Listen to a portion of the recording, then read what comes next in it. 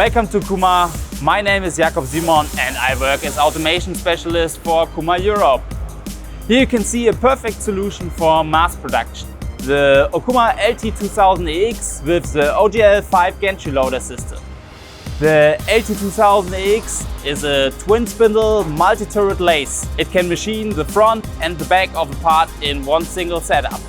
With two identical spindles, synchronized Z-axis control and up to 3 turrets, it can work on multiple surfaces at the same time. Each turret can have additional Y-axis capability, allowing for advanced milling and drilling operation directly on the lathe. The integrated automation system OGL5 enables fully unattended operation, handling part loading and unloading with speed and precision. The OGL5 is designed for long-run continuous production, and in combination with bar feeder and unloading system, it supports lights-out manufacturing with minimal operator intervention.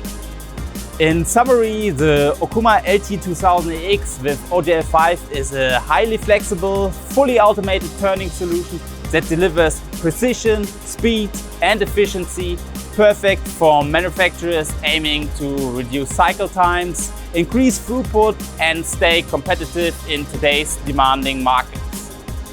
If you want to learn more about our outstanding technologies, contact us via info@okuma.eu.